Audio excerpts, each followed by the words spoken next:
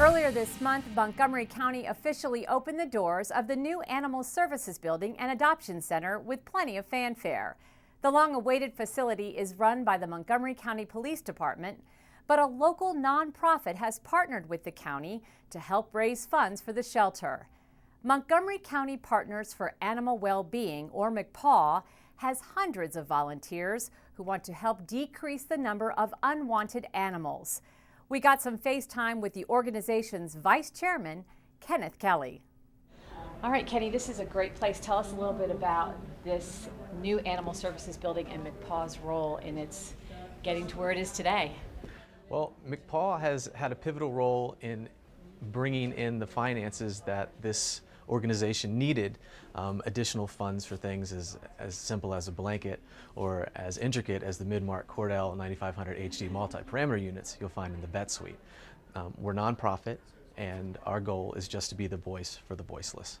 Our chairman, Alan Cohen, worked closely with the county before on a couple other projects.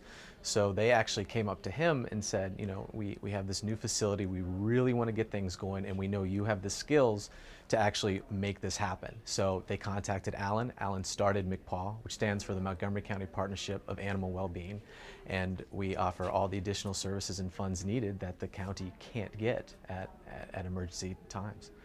Why is it important for Montgomery County to have this facility to keep its animals safe? Well, number one, we really want to show that we care about the community. We are not the county that we should be unless and until we respect animals and we provide them with the safety, the love, and the respect that we want them to have. Ike Leggett, our county executive, actually gave a speech the other day, and he said that someone came up to him and said, "Shame on you for spending the money on the animals."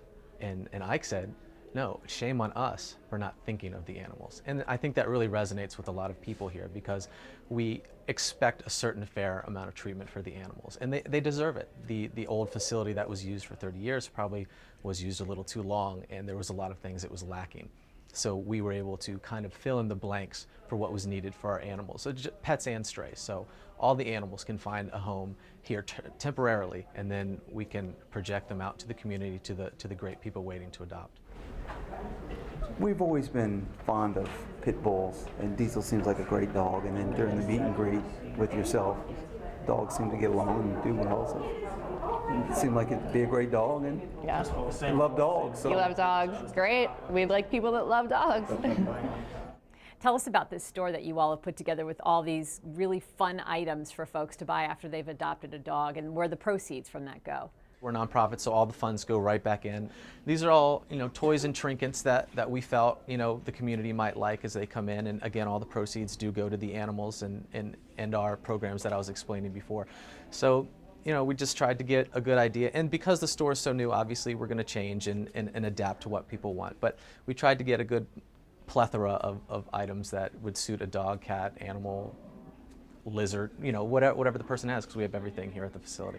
If you take a look around the building, we've done a lot of the decorations in a lot of the rooms to make it personal, so when people come in they can really get a feel and a personal feel of what the place looks like, as opposed to coming into just concrete walls. Well, now we're in the dog area, and we're going to take you to one of the canine meet and greet rooms. So as you can see, we did a design competition and had each team got to design their own room. So all volunteers came in and got to make their own artwork, bring in what kind of seating they wanted and things like that. Now some of these are actually the owner's dogs. Oh. So we got some of the pictures from them and actually superimposed them on the picture, so it gave a more personal touch to the design team to actually design these rooms. Oh, that's a great idea. It's great. Just tried to make it pop a little bit and be a little bit more exciting, and we wanted to come in and just make it feel a little bit more personal, so you could enjoy your time here and hopefully adopt one of the animals. And there's another fundraising effort that you all have put in place, and it's these bricks over here that folks can buy and have their names engraved on and put out front of the building to show their support for the new facility. Yes, that's actually one of our favorite programs that we implemented, which you can go onto the website or you can come here in person and you fill out a form for the brick. And what the brick is, you can do a 4x4 or 4x8, and we actually put your message on it with, there's various graphics you can also put on it with your personal message. So if you have a pet that is lost, or a loved one even that has passed on, you can solidify a message that will be presented outside of our facility for the remainder of the time here. Talk a little bit about us as people and our love for animals, and why something like this, and why a group like MCPAW goes to the lengths that it does to make sure that animals are safe. Well, I think it comes down to just the fundamentals we have as human beings, to be caring and compassionate people. And in this area especially, we have a lot of great programs for humans and animals that go above and beyond what other areas do. And we are just the passionate few in this area that have decided to take up the cause. Like, wait a minute, we all want to work together with other rescue groups. We're not here for our own personal things.